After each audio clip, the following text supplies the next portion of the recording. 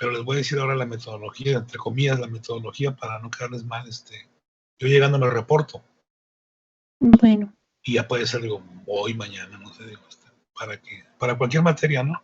Pero sí le pido de favor que si se me llega a chispotear, a olvidar, antes de cortarle me diga para decir a los compañeros que después de las 7, les voy a mandar un aviso, para que hagan fila, ¿no? O si pueden ser ustedes los que quieran hoy, si pueden hoy, después de las 7, ¿no? Ya ustedes me dicen, oye, a tal hora, ¿no? Para reponer un poco la que quedamos mal, ¿no? La clase del lunes, ¿verdad? Que no se pudo. Bueno. Ahí me recuerdan, no se mal, en caso de que se me olvide. Sí. Luego nos enfrascamos con el porfiriato y ya se nos va la onda. Bueno, a mí se me va. Muy bien, entonces ahí le agradecería que me recuerde, ¿sí? Sí.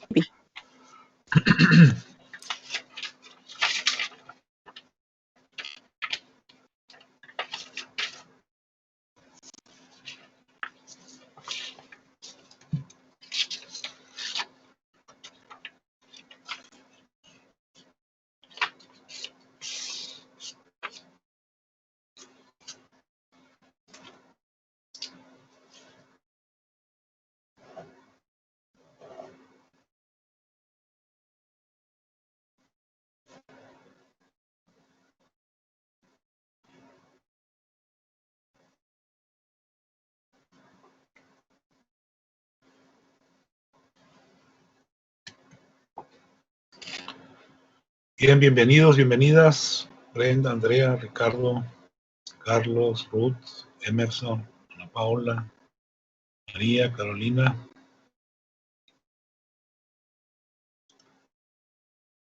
Ahorita en unos instantes iniciamos el último tema del semestre, que es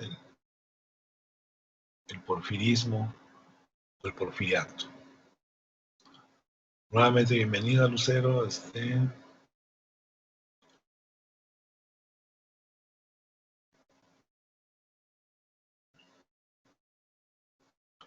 Fátima también, Carlos Aldair.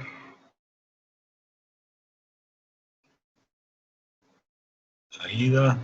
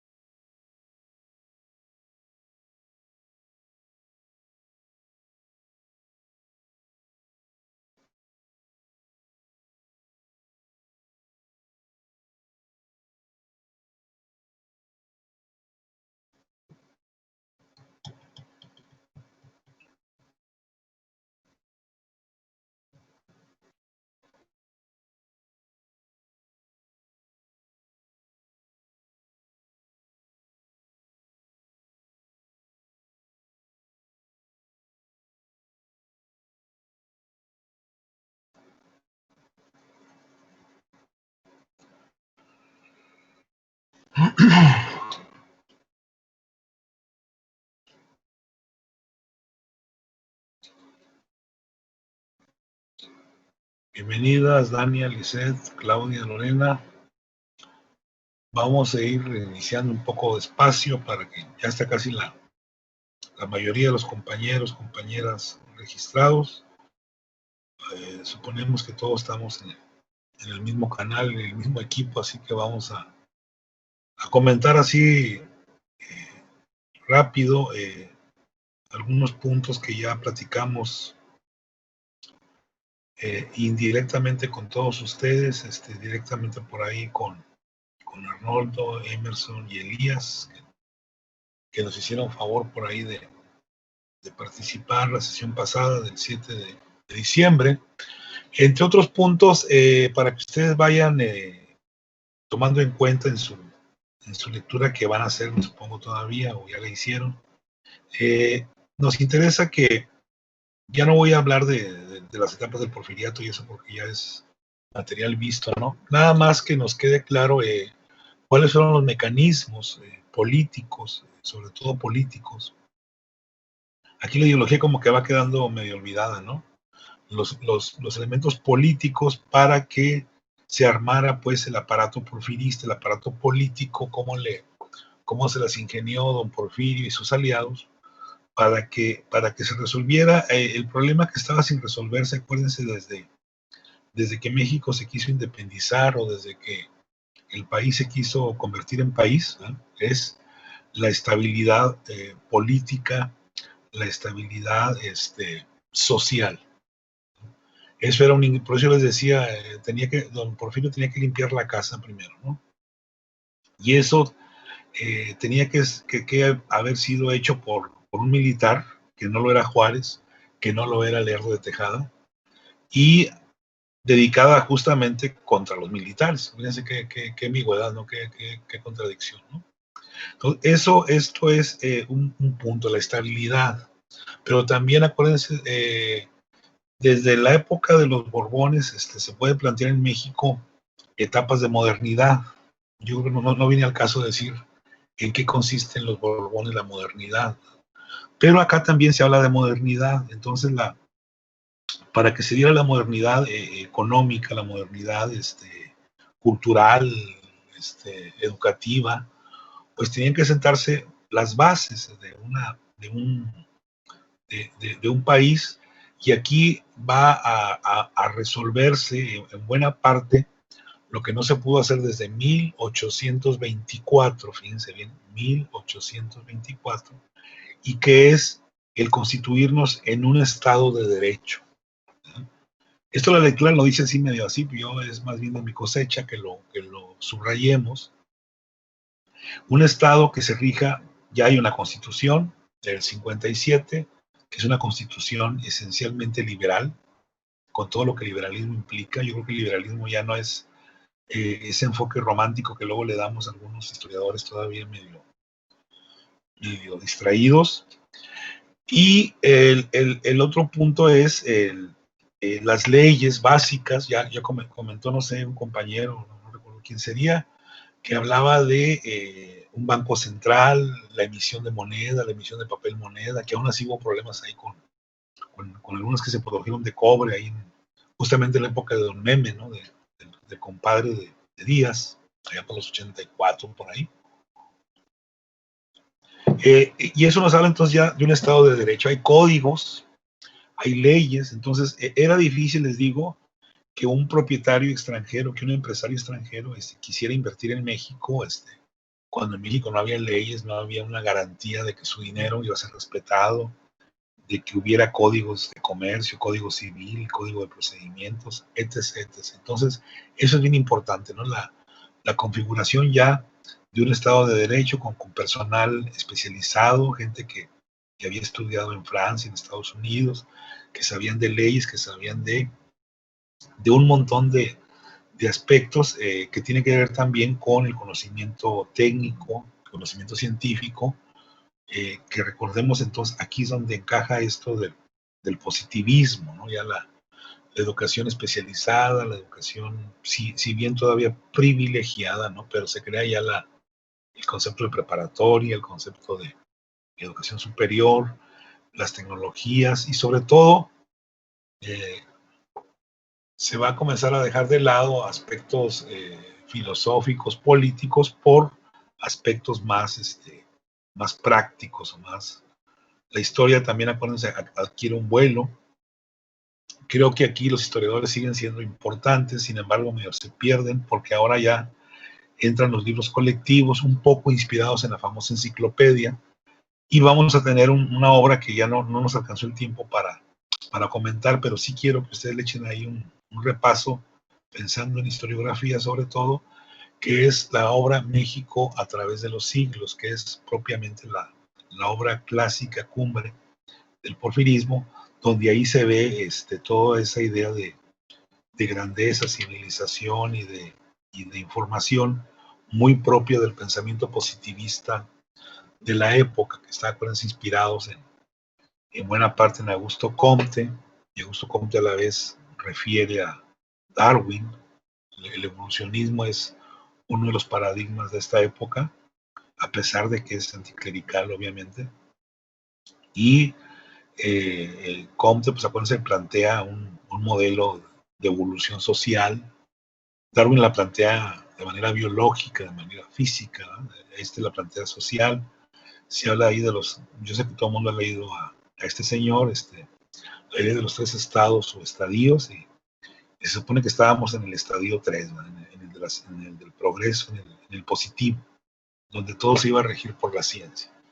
Palabras más, palabras menos, es más o menos la filosofía. Estoy siendo muy burdo y muy sencillo en mi interpretación, en mi explicación, pero más o menos eso sería lo que va a entenderse por el positivismo en México y en buena parte del mundo, ¿no? Donde ya la historia se convierte en una ciencia auxiliar importante. Básicamente, su única función es brindar datos, ¿no? Datos, documentos, informes. En ese sentido, la historia como que no le va a ir muy bien, pero bueno, es para muchos la historia científica, que es lo que ya estuvimos platicando en historiografía, ¿no? No vamos a hablar de eso en esta materia, ¿no? Bueno, hasta ahí entonces lo que comentamos. Luego dijimos que ya había el periodo bonito, ¿no? El periodo así florido, que todo el mundo se queda con esa imagen, el periodo de crecimiento. Hay un crecimiento sin desarrollo, ¿no? Entonces, crecen las ciudades, básicamente son las mismas ciudades del mundo virreinal, del mundo novohispano, con la incorporación de otras, en el caso del norte, ¿no?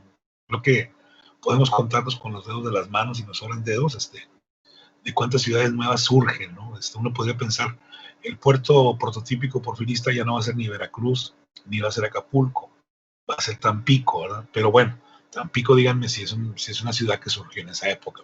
Tampico, acuérdense los que saben historia regional, que desde Tampico fraguó Luis Carvajal y de la Cueva su venida al nuevo reino de León, entonces a fundar, las nuevas tierras, San Luis por ahí.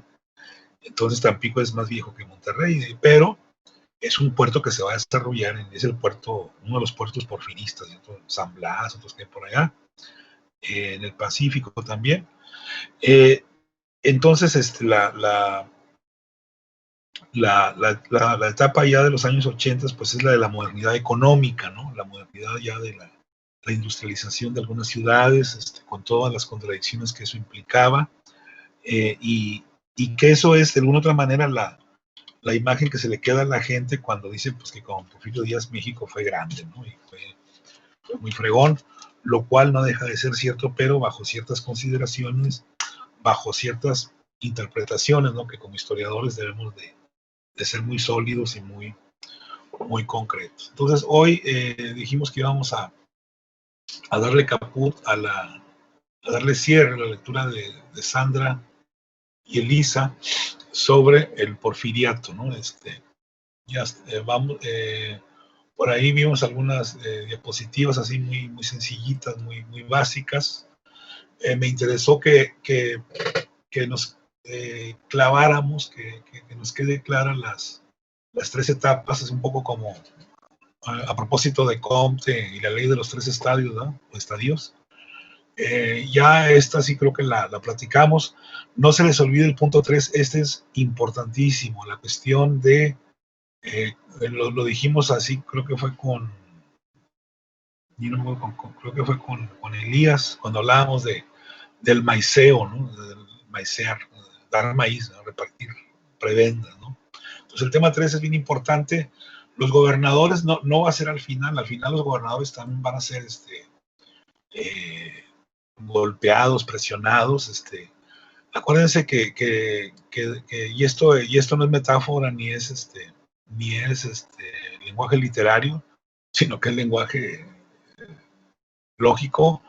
Al final, don Porfirio comienza a quedarse solo, ¿sí? No sé si alguien así nos diga por qué se comienza a quedarse solo don Porfirio, ya no lo apoyan, o qué pasa. Alguien que nos conteste así lógicamente por qué se quedó solo don Porfirio, o por qué creen que se fue quedando solo. Ya la regaba, se le iba la onda, chocheaba.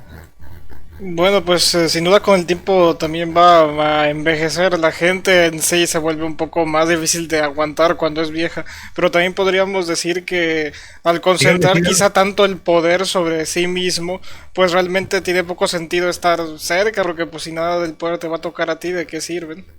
Oiga, oiga, le hubiera seguido. Se murieron. Así de sencillo, digo. Esta generación, acuérdense, es la generación que nace antes de la guerra es la generación de la guerra del 46, 48. Y al final pues, ya todo el mundo se murió. En parte por eso se queda solo. O porque ya realmente los que están ya vivos están casi muertos, mental y físicamente, pero en general don Porfirio se va quedando solito porque ya es otra generación. Yo les decía por ahí lo importante de como historiadores, cuando nos interesan las leyes que mueven la sociedad, siempre tomar en cuenta el elemento de las generaciones. Muy buena interpretación. Yo nada más le agregaría ahí, es que la mayoría de sus socios ya se habían muerto, ya habían entregado cuentas. Entonces, por eso decimos en política, los dos errores básicos es estar enfermo y estar viejo. Digo, con perdón de todos los que quieren que... Una cosa es usar la experiencia como asesoría, como lineamiento, y otra cosa es que manden, que gobiernen. Se requiere energía, como usted lo dice, se requiere lucidez y agilidad mental, ¿verdad? Que luego la agilidad mental ni los jóvenes la tienen, digo, eso no es propio de los viejos no tenerla, pero bueno, el cerebro comienza a cansarse, a cambiar la energía, todas las células, ¿verdad? Y pues la gente grande batalla, para allá vamos algunos ya, para concentrarse, para mantener la atención, para mantener. Muy buen comentario, nada más entonces. Don Porfirio ya al final se queda solito, ¿ah? Por razones. Adelante. Sí, buenos días, profe. Sí, justo lo que menciona. En la política se habla de dos reglas del poder. La primera, cuando se trata de un poder en el que están actuando muchos, vaya, pues actores, es más importante controlar quién come que comer uno mismo. Claro. La segunda, que es justamente el caso de, pues, este periodo del porfiriato en México, que es cuando la población es lo suficientemente reducida y el poder del gobierno es lo suficientemente grande, pues se puede hacer lo que se quiera. Si hay algún levantamiento, se aplaca en seco, que es justamente el caso del porfiriato. Es el 3% de la población controla más del 90 y tantos % de la riqueza. Es por eso obvio, porque cada vez se va quedando más poco, más solo Porfirio, como usted dice.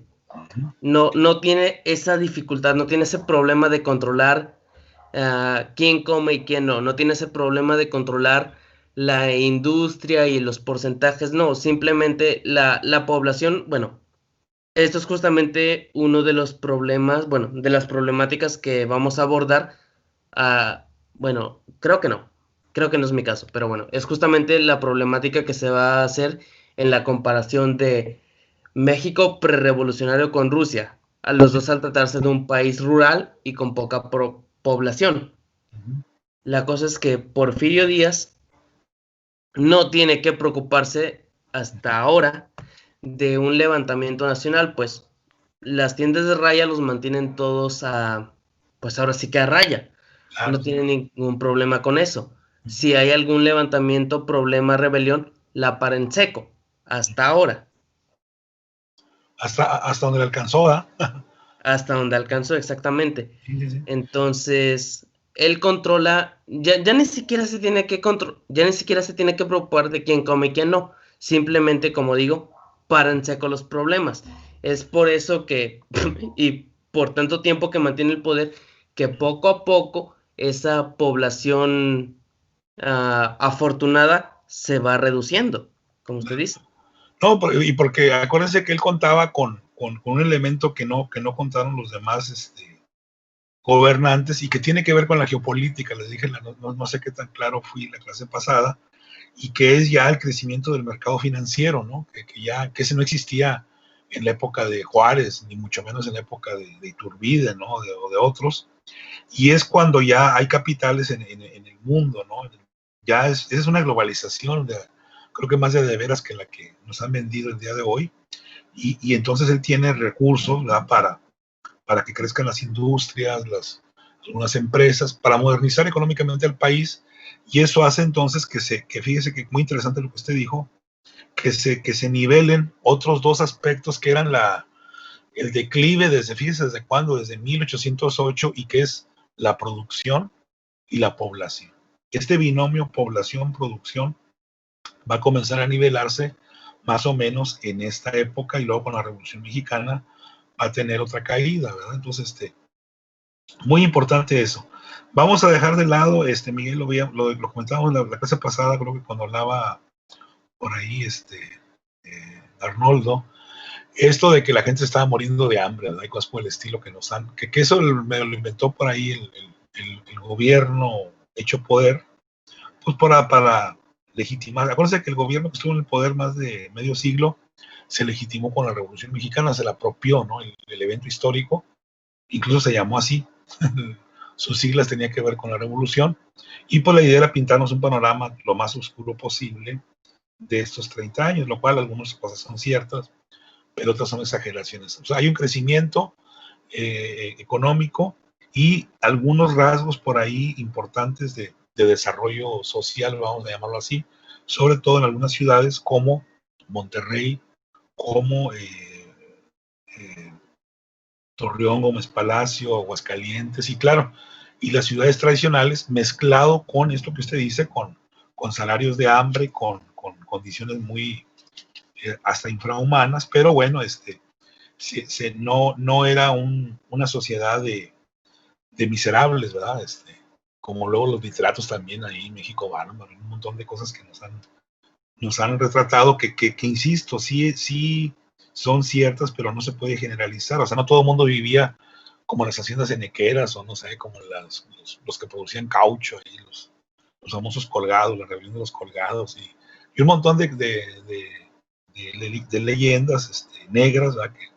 Que le indicamos al porfiriato, que insisto, la mayoría son ciertas, pero no se puede generalizar. No sé, algo más, Miguel, para escuchar bueno, estaba Lucero antes y luego Ricardo, no sé quién sería primero. Sí, claro que sí. Primero Lucero. Bueno. Última cosilla, profe. Sí. No sé si usted conozca al profesor José Cabriales. Ahorita de momento no me suena, fíjese. Bueno, a mí me dio clases en área básica profesional dentro de la materia de problemática mexicana sociocultural. No lo conozco porque es del área básica, ¿no? Ya son muchachos para mí, ¿no? Ya. Sí, ABP. Bueno, más o menos joven todavía el caballero. Sí. Nos puso una película muy interesante, la verdad no recuerdo el nombre, igual usted la conoce, que era sobre justo esta pseudoesclavitud que existía dentro del porfiriato, que trataba de, pues, una serie de campesinos que quedaban en deuda con la tierra de Raya a nivel de que, pues, nunca iban a salir de ella.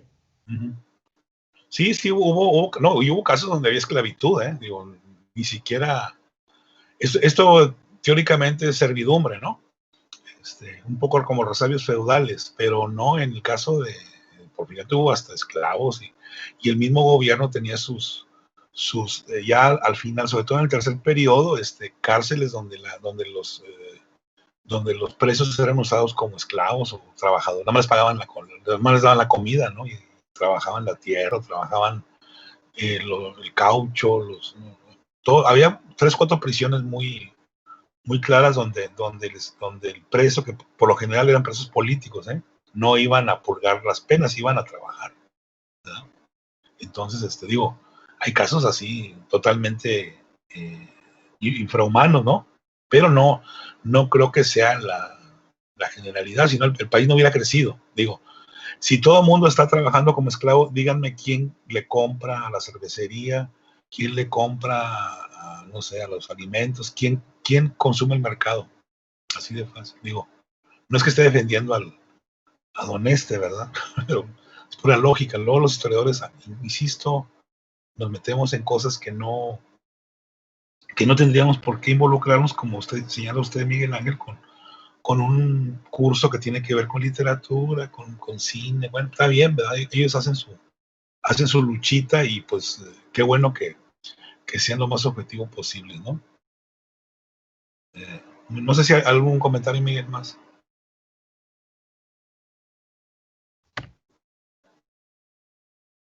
Bueno, insisto, no soy defensor del... Perdón, creo que está silenciado. No, profesor, ya es todo. Creo que sigue Lucero, que levantó primero la mano. Entonces ahí chequen bien los materiales gráficos que vendan para que no nos...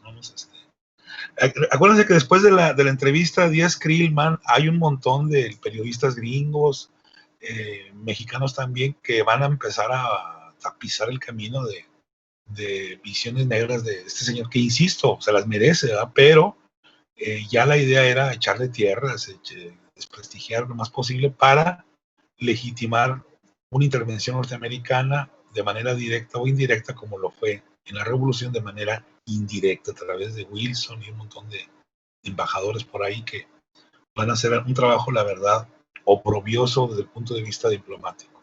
Ahora sí, Lucero, no sé, y otro compañero. Gracias, Miguel.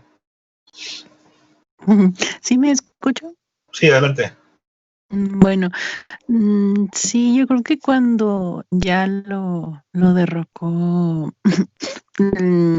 ya el siguiente en el mandato, sí fue como que difícil para él, y tal vez leí en una parte también hace mucho que él pensaba que lo mejor que le pudo haber pasado a México fue él, como que así de modesto era el señor, pero pero sí, cuando Madero ya lo derrocó, sí se vio un cambio antes, o sea que sí fue predominante por parte de Díaz, pero digo, me acuerdo también que no sé si sea verdad o porque no lo verifiqué, pero él fue el que cambió el que fuera en lugar del 16 de septiembre, el 15 de septiembre, perdón, en el revés, en lugar del 16, el 15, el grito. No, pues eso lo inventó Krause. Ahí en su famosa, el primer libro que sacó sobre biografía del poder, es sobre Díaz. Yo tengo el libro original, la primera edición. No, acuérdense que eso se planteó desde, ¿cómo se llama? Desde Apatzingán, ¿no? Ahí acuérdense que vimos el documento y dije, miren lo que dice aquí. Yo estaba con eso y luego me acordé y dije, sí me confundió un poquito, pero... Oiga, Lucero, se confunde el que no checa fuentes, ¿verdad? Sí, por eso le digo que no lo corroboré, pero... No, y pero luego como lo dice un colega, ¿verdad? Un doctor en historia, egresado del Colegio de México, como es Krause, uno dice, pues sí, o sea, sí lo plantea Porfirio Díaz, o sea, vamos a ponernos de acuerdo. Lo cierto es que él lo institucionaliza de una manera más efectiva, más precisa, vamos a decirlo más oficial, ¿verdad? Él oficializa, vamos a dejarlo así para que no se sienta mal de que estaba equivocada. Y en ese sentido, pues sí, hay que aclararle a la gente que él es el que lo institucionaliza, lo hace una efeméride en la cual hay que ser pachanga y hay que ser reventón, y él está esperanzado a celebrar las fiestas de 1910. ¿Quién iba a decir que estaba prácticamente haciendo el prólogo de su derrocamiento, ¿no? Fue en septiembre y acá 2 meses antes, ¿no? De que le empezaran a decir que ya le llegara, ¿no? Fíjense qué canija es la vida, ¿no? Sí, pero sí, no estaba segura, nada más lo como que lo quise plantear, pero sí, no, dije, no creo. Pero es importante porque la independencia para ellos significa justamente apropiarse de la y glorificarse como gobierno, como le dije ahorita, como el resultado final de un largo proceso. O sea, ellos eran el tercer estadio, o el tercer estadio, que era la sociedad positiva, la sociedad científica, ¿no? Y pues había que celebrarlo. Por eso luego cuando el gobierno está en el poder en el 2010, pues ahí como ya no está el PRI, pues no se celebra mucho la revolución, se celebra más la independencia otra vez, digo, si es que se le puede llamar así, pero bueno, vamos a ver ahora en el 21 qué pasa con un gobierno que supuestamente no es ni PRI ni PAN, ¿verdad? Sino todo lo contrario. A ver cómo nos pintan desde la conquista, ¿no? Hasta ¿cómo le llaman? La consumación de la independencia. Que si no pasa nada, pues no me extrañaría. Ahora por el COVID, acuérdense que nos cayó como anillo al dedo, y es un buen pretexto para no hacer nada, ¿no? Digo, no es mi caso, yo hago mis eventos, yo sigo haciendo cosas, con el que me siga la corriente y el que me quiera apoyar, pero ya cuando entregue cuentas no voy a decir que no hice nada porque estaba el COVID. Eso son puro cuento, pero bueno, ya. ¿Algo más, Lucero? Se hace por internet. Sí, Pues, y... yo digo, ¿no? Pero bueno. Pero sí, también creo que sí fue predominante también que, aparte de que terminó su mandato como él lo empezó, bueno, digo, él dio como que... ¿Sí? Digamos que lo hicieron que lo terminara. Sí, así como él quiso que lo terminara como letra de Texas, sí fue más como un golpe de estado, ¿no? Como un movimiento de antirreelección. Está muy bonita la carta que escribe, muy, muy sentida. Despídanse a los mexicanos, ¿no? Que se parece mucho a la que escribió también Iturbide, ¿no? De que luchaban por su patria, que no los calificaran de traidores y bla, bla, bla. Como que se redimieron. Sí. Pues ahí está la polémica de, no sé si les va a tocar a ustedes también hacerle fuchi, de traer los restos de don Porfirio allá de París, porque creo que está a un ladito de Jim Morrison y no lo deja dormir en la noche con tanta pachanga que hacen ahí los Doors, y pues ya quiere y luego está al lado de los poetas ahí malditos, y no descansa en su tumba, ¿verdad? Entonces, está mejor. Por ahí en el 2010 hubo gente que quería traerse los restos a México, así que, y pues obviamente les fue como en feria, ¿verdad? Todos somos antiporfiristas cuando nos conviene. A ver si ahora más adelante surgen un grupo de estudiantes o egresados que digan, vamos a traer los restos de don Porfirio, ¿no? Porque hizo mucho por México. Vamos a ver. Es que sí hizo varias cosas, ¿no? Digo, sí amplió la red ferroviaria y también sí fue como un impulso, ¿no? Amplió la red ferroviaria y Ernesto Zedillo la redujo y desapareció.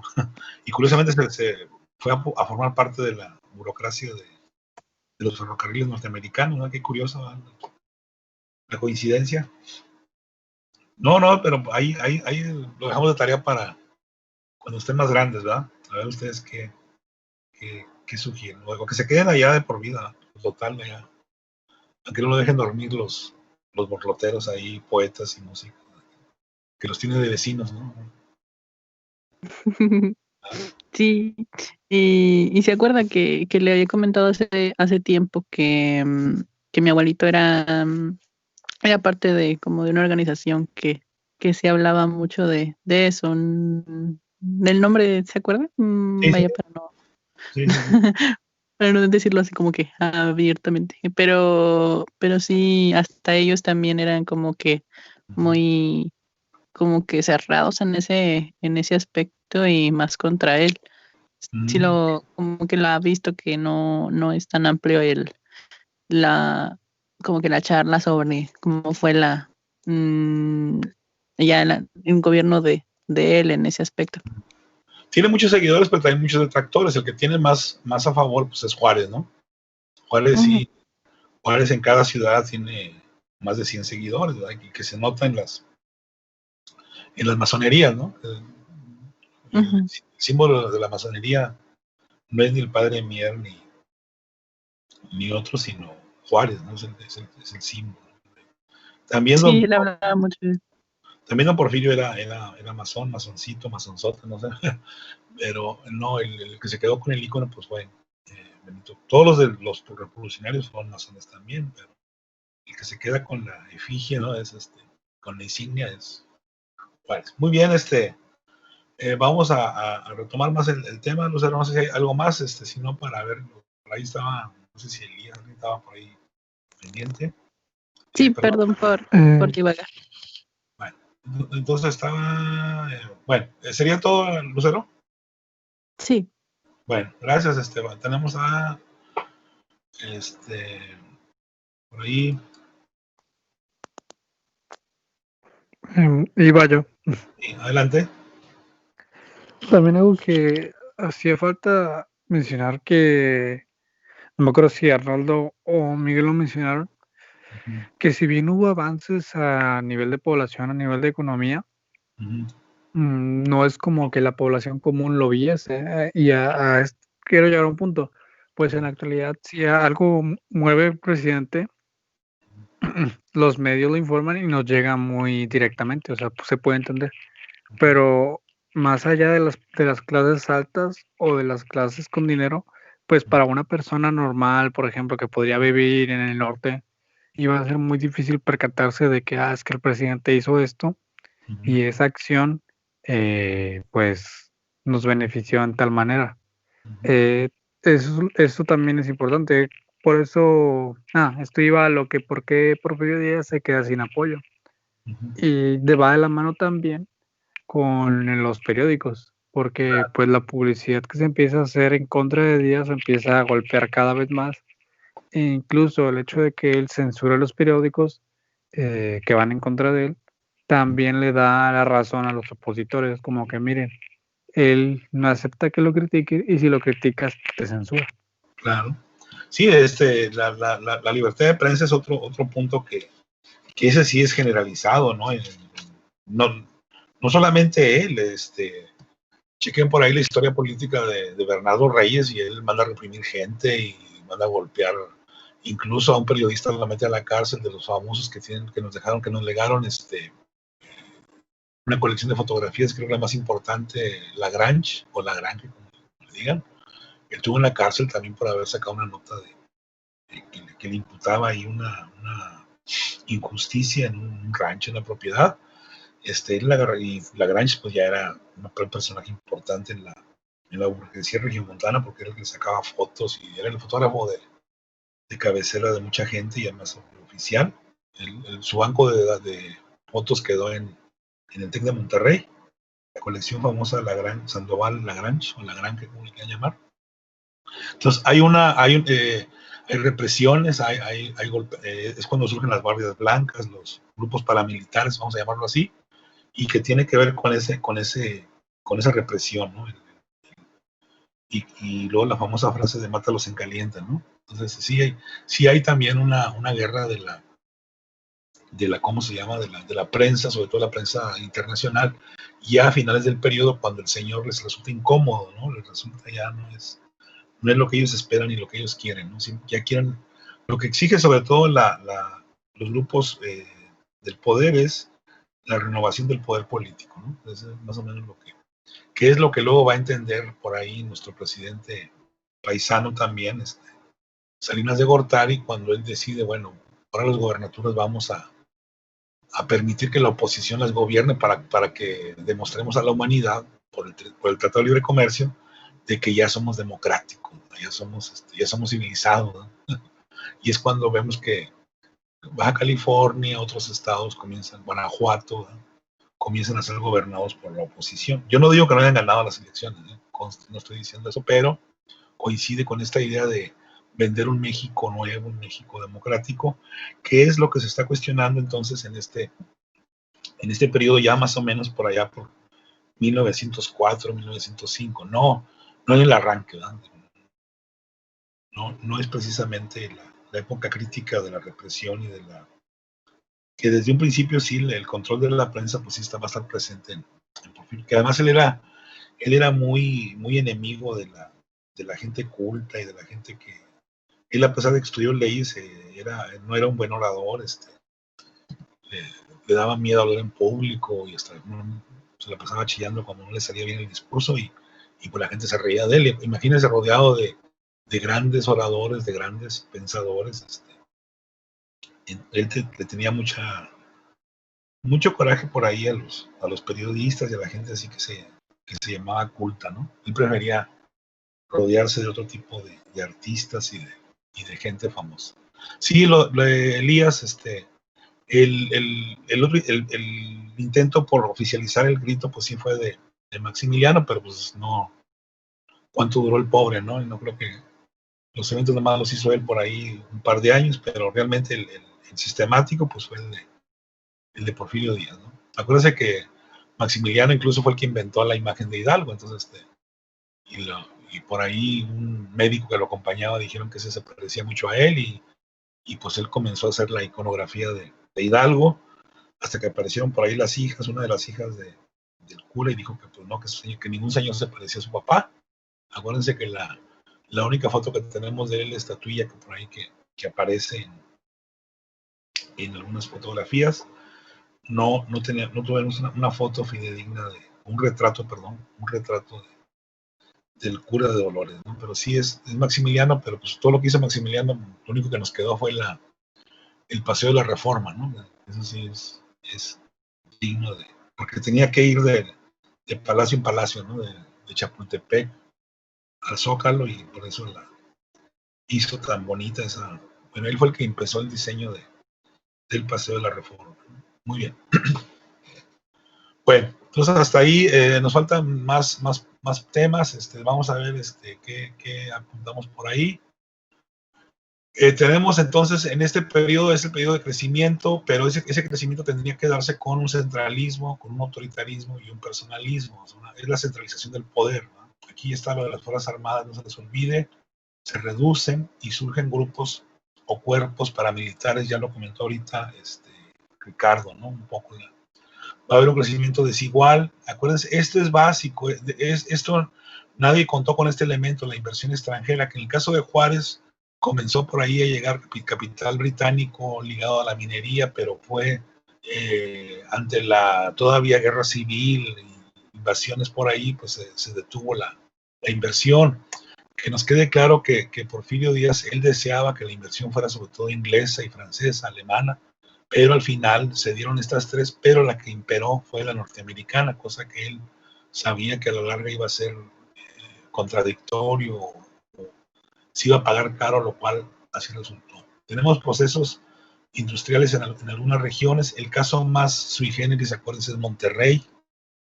Todo el mundo dice que las ciudades que se industrializaron fue para exportar sus productos. En el caso de Monterrey, lo importante fue el mercado interno más que las exportaciones, que sí las hubo, pero es importante destacar que acá se da un crecimiento diferente, con un proletariado o una clase obrera con otros niveles de crecimiento, de desarrollo, que no se comparan a los de otras ciudades. Entonces, por eso se dice que Monterrey tuvo un desarrollo sui generis, no solamente en México, sino en América Latina, pero eso ya lo verán ustedes en su clase de historia regional.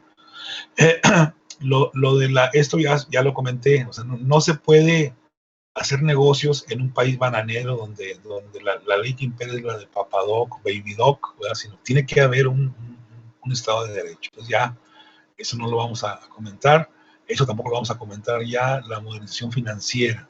En todos lados aparecen bancos que emitían papel moneda y que respaldaban los intercambios con plata y oro.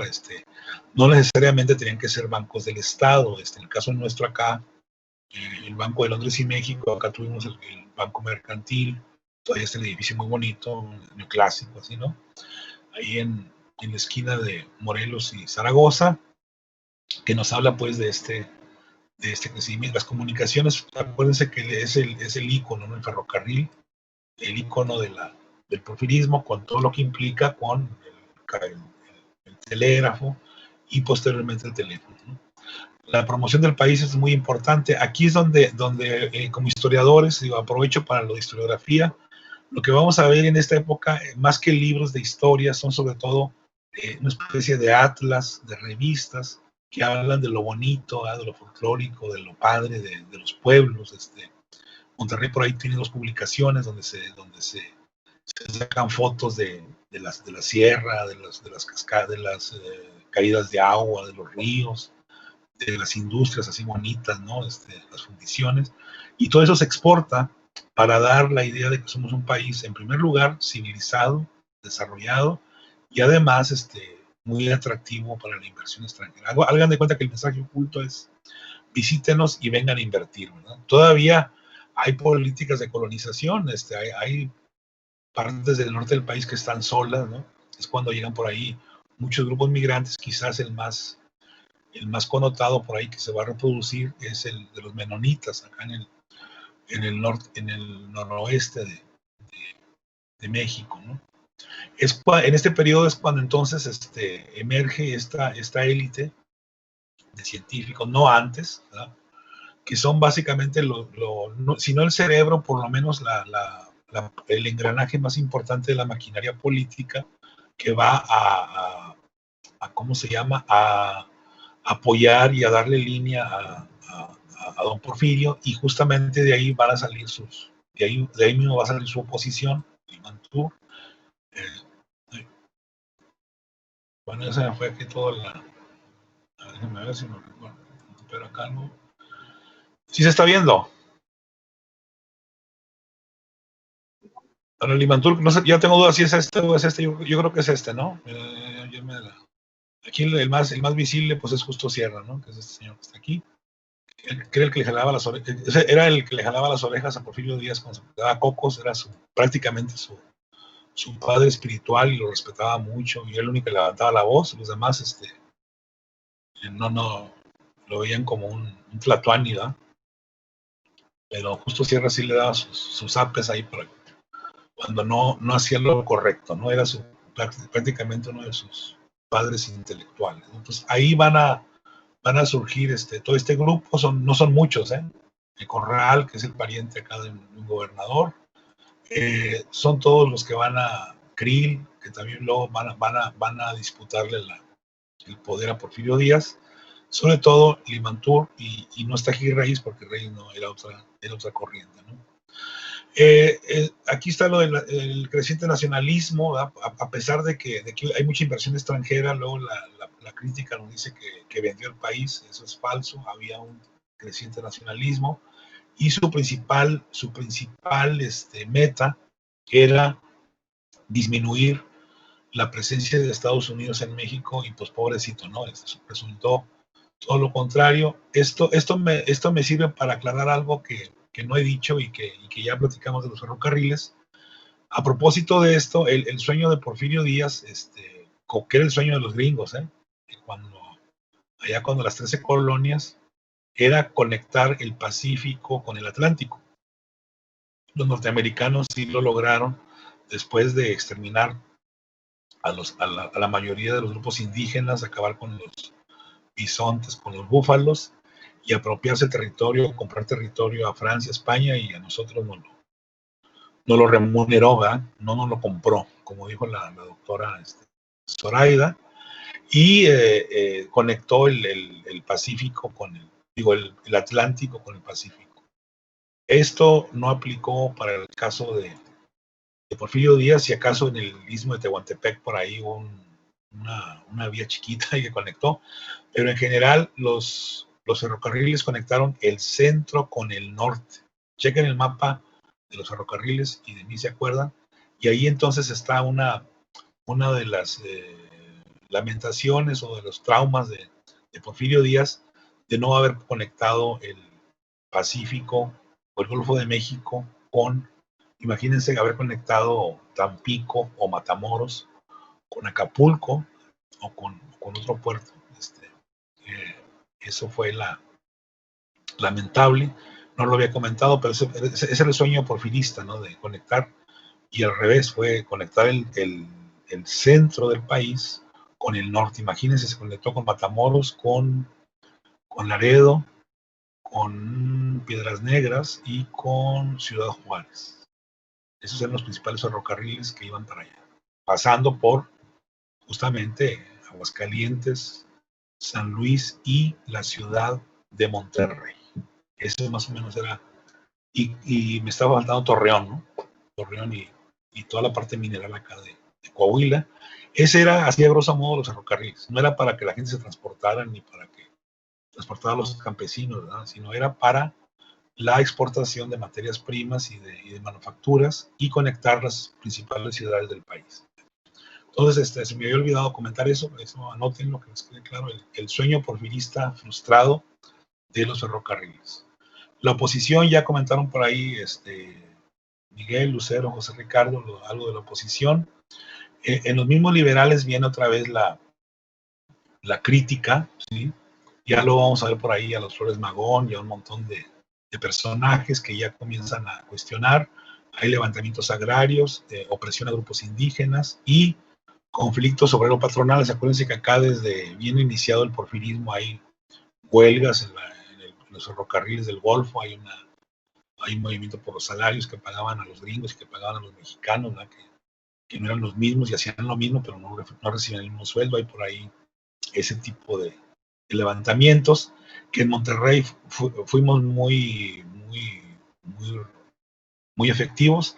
Se le va a dar salida con el famoso sindicalismo blanco, que luego si quieren ahí lo platicamos, pero es el famoso mutualismo, y de eso nada más nos queda el edificio, ¿no? Que está ahí enfrente del Palacio Municipal, que lo quieren tumbar, por cierto, ¿eh? Hay rumores. El único que nos queda del famoso mutualismo, el círculo mercantil mutualista. El mutualismo, acuérdense que deviene de un concepto de allá del socialismo, le llamaban los marxistas el socialismo utópico, de Saint-Simon, Owen, quién sabe quién más. Bueno, tenemos luego la agitación, se va a incrementar después del 6, ¿no? Con movilizaciones de trabajadores ferroviarios, y esto es muy importante, en contra de la ley, pero es la oposición, organizaciones obreras como el Gran Círculo de Obreros y el Partido Liberal Mexicano. Entonces, no sé si aquí alguien quiera comentarnos algo. Ya estamos entrando a la etapa crítica, que básicamente pues es la que corre del 7 en adelante, donde hay inamovilidad, se coincide con una crisis económica. Nunca hay que dejar de lado, compañeros, la cuestión de la geopolítica, si no, esto no se entiende, ¿no? Entonces, ya el mercado norteamericano, el mercado mundial comenzaba a mostrar bajas en los ingresos, ¿sí? No el mercado va a demostrarse que no es nada más estar produce y produce, sino que también tienes que regular la producción, porque si no va a haber más oferta que demanda, y el capitalismo funciona para la demanda, ¿verdad? Entonces, en este caso, la gran crisis era el 29, pero lo que los teóricos van a darse cuenta desde el siglo XIX en Norteamérica, en Europa, es que el sistema capitalista funciona con crisis cíclicas, cada 5 años, cada 6 años. Y bueno, aquí va a haber una crisis de la plata, va a haber una crisis importante, y eso va a afectar al mercado mundial, ¿no? Y ya luego vienen las famosas guerras mundiales, y eso va a afectar más al sistema.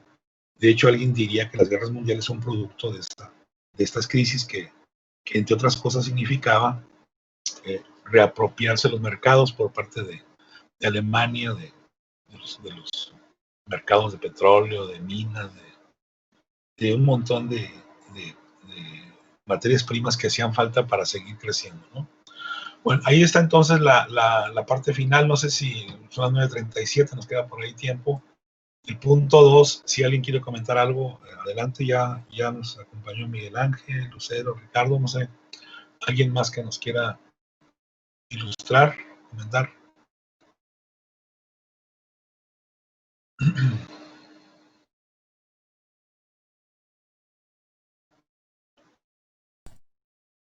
Tenemos lo de la oposición por ahí.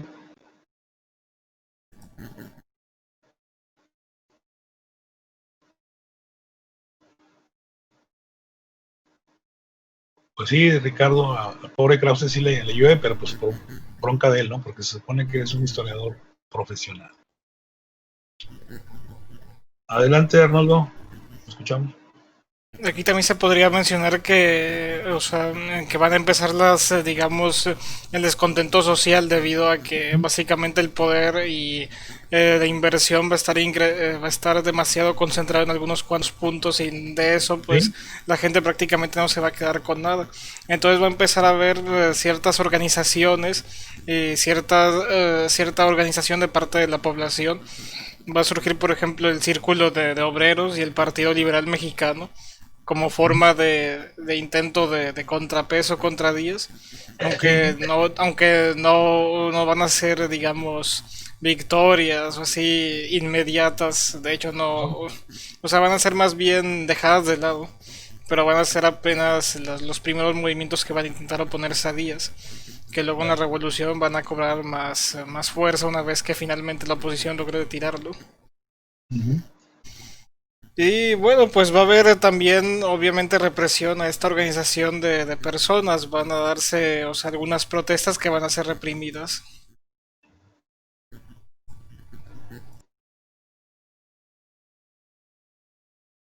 Sí, adelante. Bueno, mire, esto que dice usted viene mucho a colación por lo siguiente. Ahorita les he dicho que a nivel económico tenemos que ver la geopolítica. Bueno, a nivel político, pues también. Recuerden que ya para esta época ya Marx se ha convertido en uno de los fantasmas por ahí que recorren el mundo, y ya están muy, sobre todo en Norteamérica, que parezca raro. Yo les he dicho que donde surge el comunismo así como sistema fuerte es en Norteamérica. Lo que pasa es que en Estados Unidos hay como 1000 partidos, nada más contienen 2, ¿verdad? En este caso, el socialismo ya radical ya ha comenzado a asomarse a muchos países. Es una ideología internacional, ¿verdad? No es una ideología localista que trata de influir en los sindicatos, en las organizaciones. En Estados Unidos va a ser brutalmente reprimido, va a llevar a una serie de represiones sangrientas, ¿verdad? En Estados Unidos.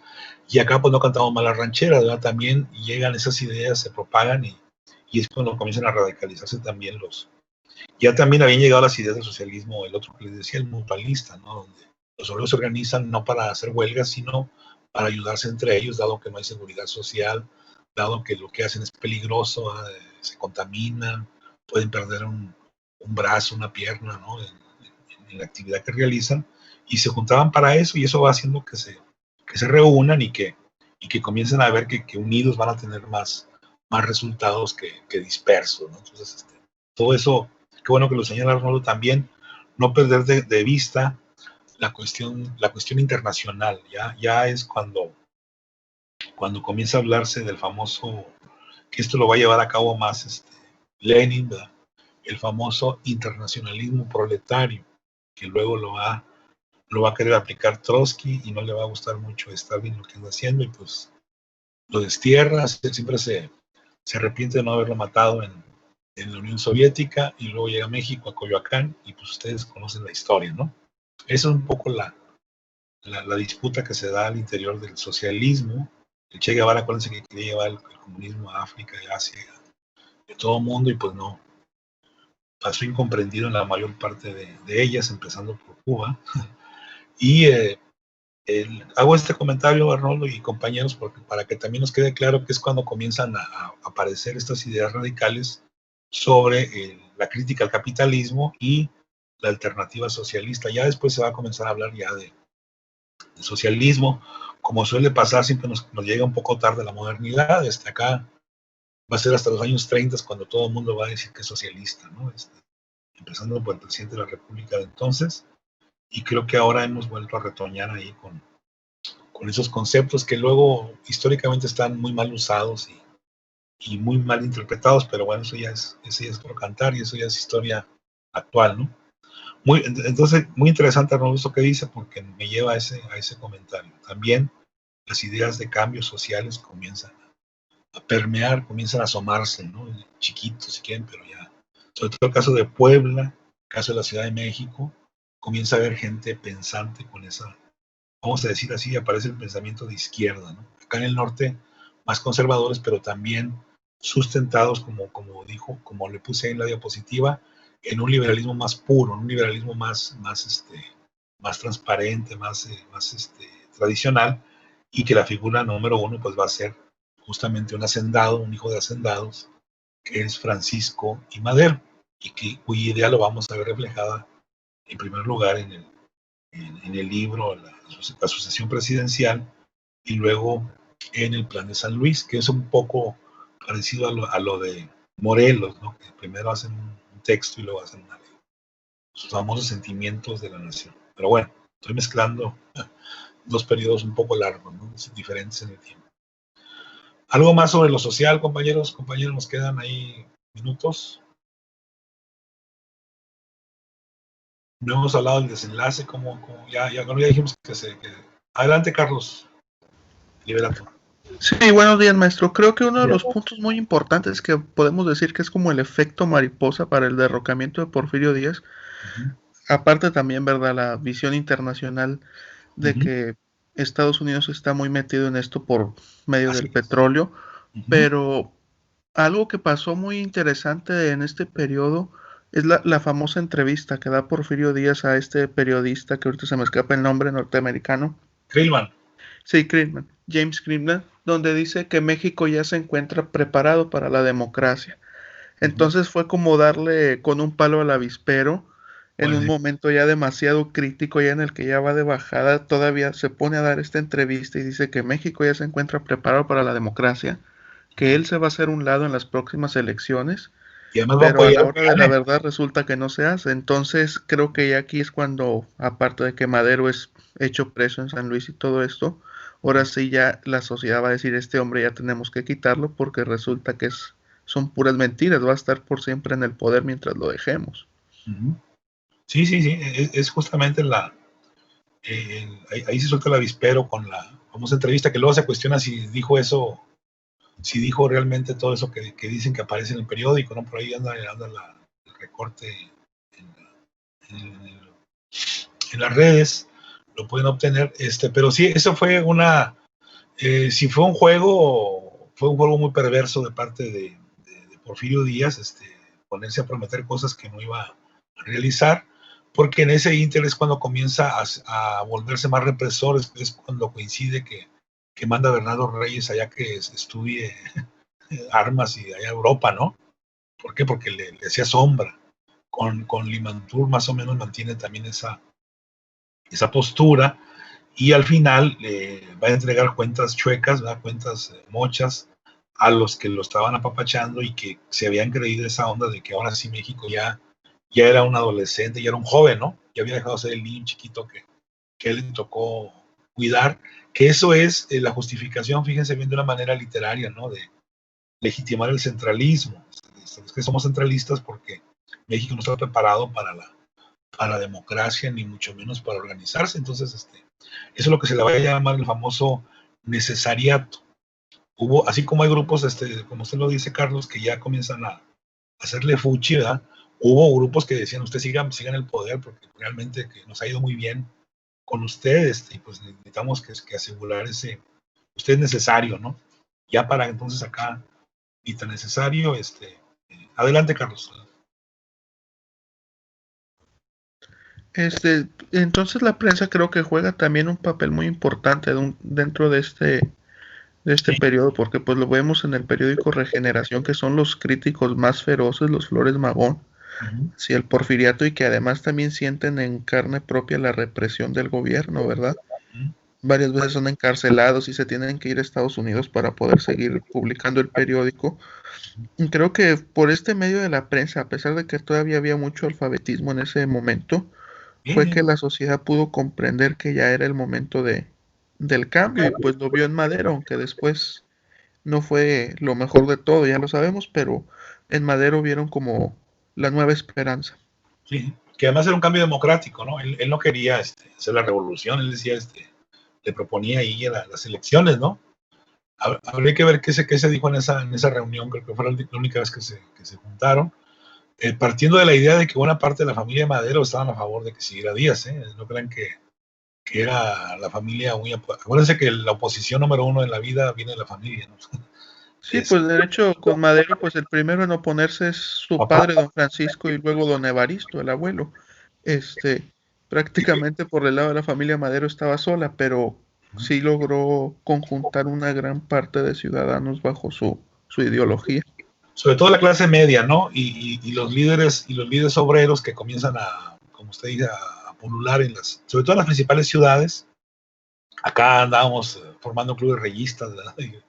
Y sí había 2, 3 opositores, pero realmente, como había mucha riqueza en la ciudad, pues la gente todavía estaba más estable, ¿no? Como dijo hace rato Miguel Ángel, ¿no?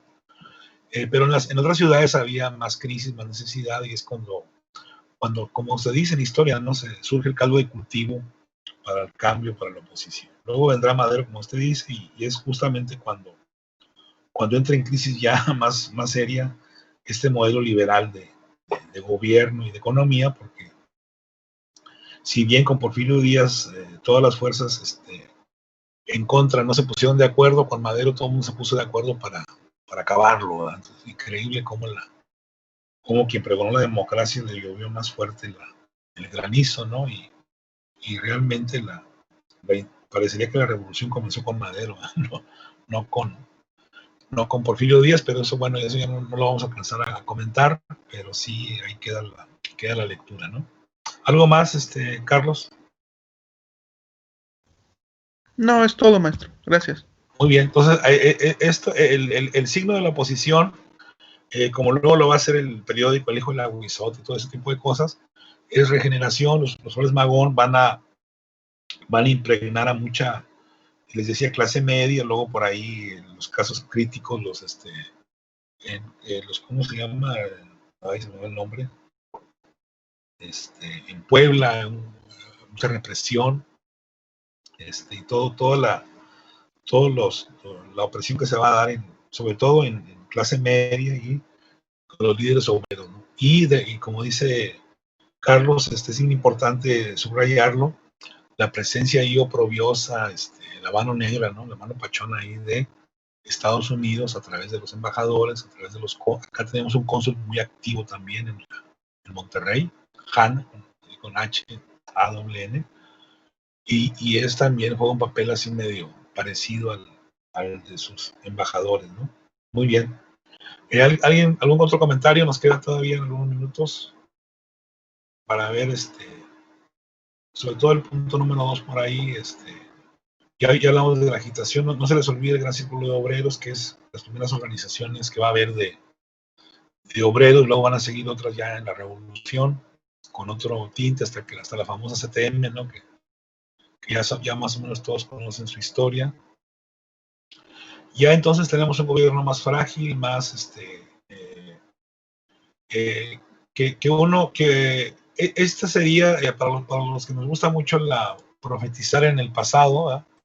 Esta sería una de las causas por las cuales se da, entre otras cosas, la revolución. O sea, a los que les encanta decir, si esto se hubiera hecho, no hubiera pasado, es justamente la transmisión pacífica del poder político. Ya al final, ceder el poder político, pues ya era en momentos críticos donde iba a haber desgastes, donde iba a haber fisuras, pero ahí la solución hubiera sido, a lo mejor, después de la entrevista, o allá por 1908, haber hecho el cambio de poder paulatino, sistemático, lento, como ustedes quieran, pero era el punto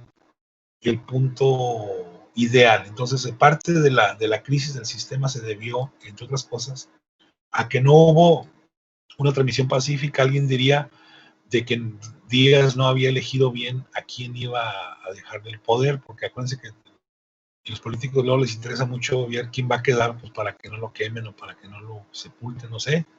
Siempre se preocupan mucho los políticos por ver quién nos va a suplir, cuando que lo que les debería interesar es hacer un buen papel, pero bueno, eso ya es una cuestión ética, si es que la ética aplica a la política, ¿eh? Aquí ya está lo que ya comentó Carlos Villarreal, lo de la entrevista Díaz-Krillman, que fue lo que provocaron vientos de cambio y cobraron ímpetu en muchas partes del país que se consideraba estaba listo para la democracia. ¿Está bien?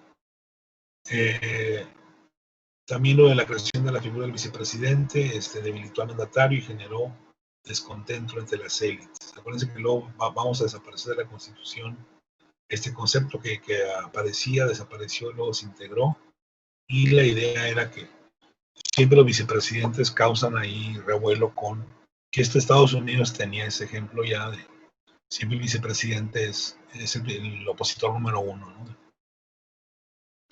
Esto que dije ahorita cuando estaba platicando con Miguel Ángel, la cuestión del envejecimiento, ¿no?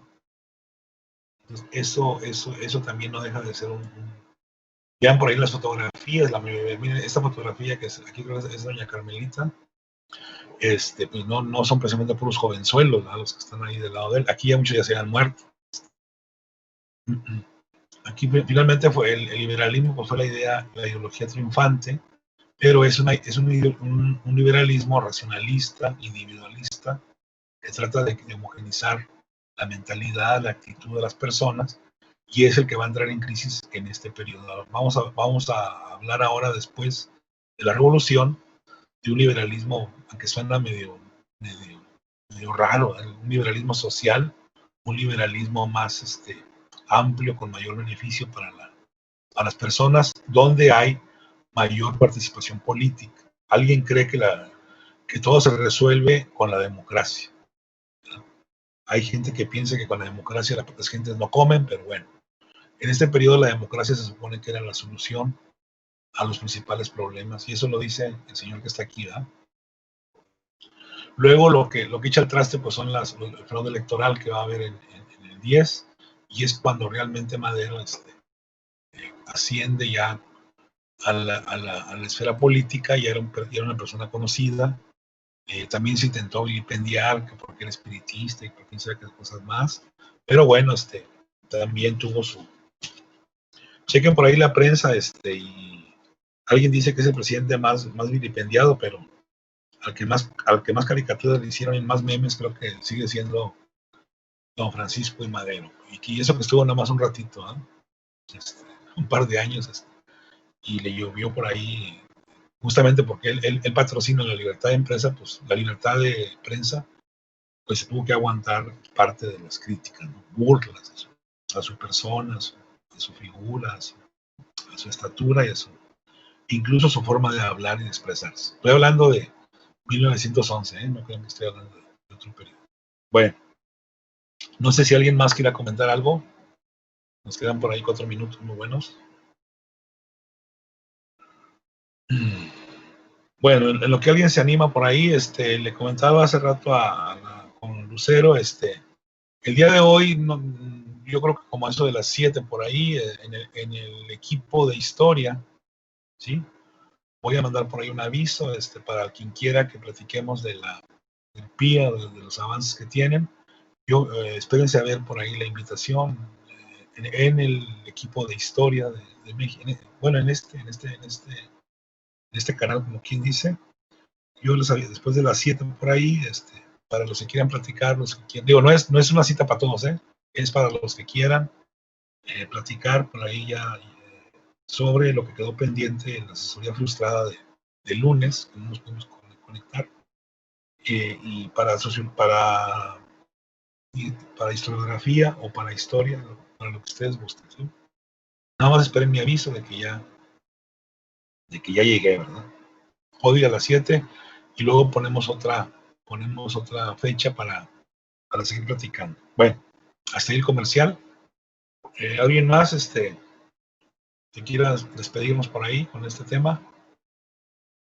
Pues ya dijimos ahí, futurizando, porque lo que pudo haber evitado que se colapsara. Lo cierto es que a nivel geopolítico, acuérdense que el capitalismo ya iba a funcionar de manera más distinta, más con otros enfoques.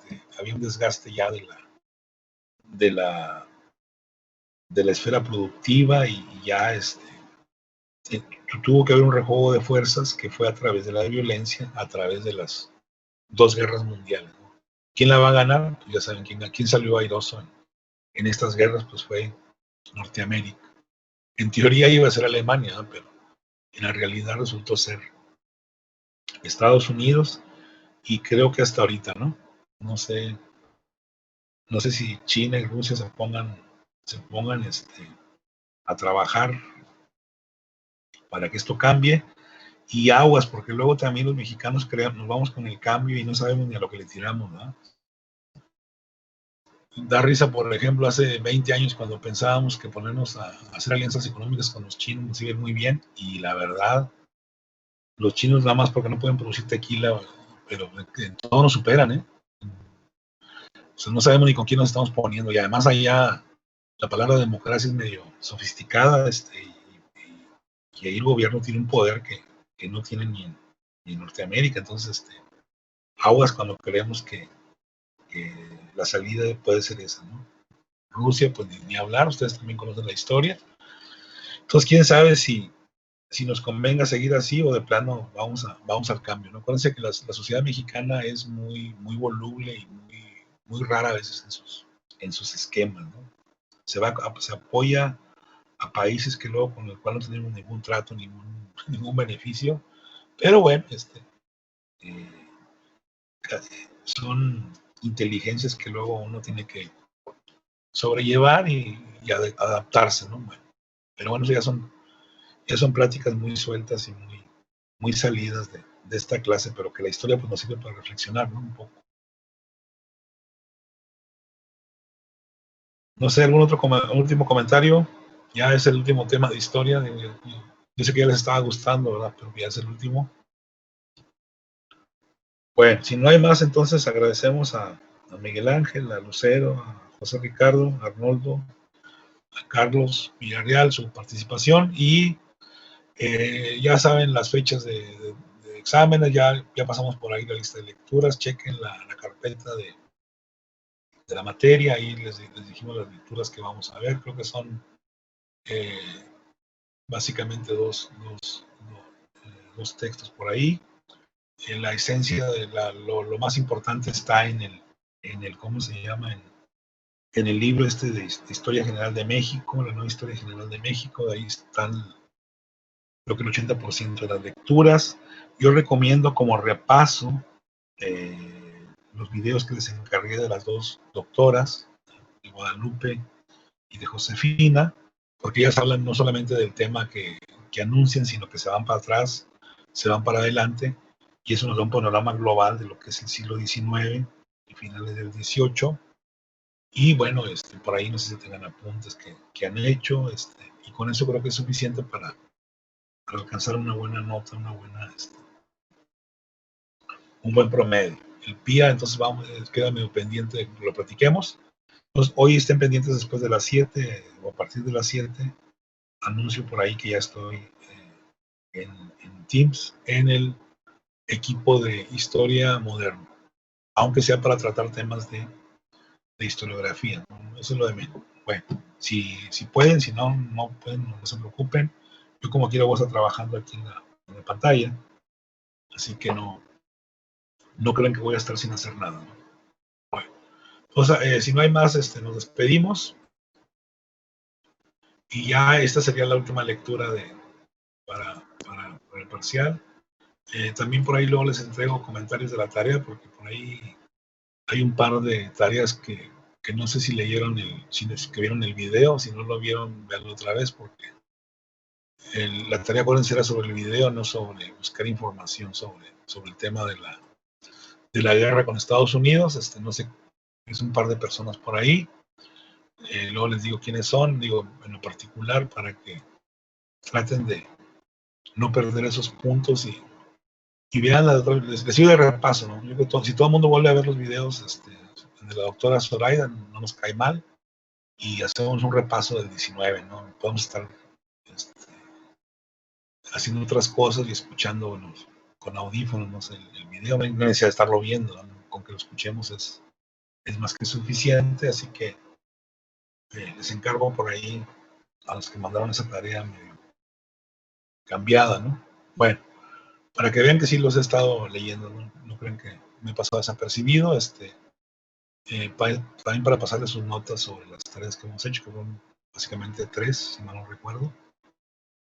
Ya todo el mundo sabe. Lo principal tiene que ver, acuérdense, con diseños gráficos que hicieron muy bien al principio del semestre. Bueno, si no hay más compañeras, compañeros, gracias por estar casi la mayoría. Nos vemos pues ya no nos vemos en clase, nos vemos el día del examen, y los espero más tarde, los que gusten, los que tengan chance, para platicar del PIA. Bueno, pues cuídense mucho, yo me tengo ya que retirar, ya me empecé de la hora. Entonces a la tarde los que puedan, y luego podemos hacer otra fecha, a lo mejor el viernes, pudiera ser. Yo les aviso. Bueno, cuídense mucho y hasta entonces. Gracias, profesor. Buen día.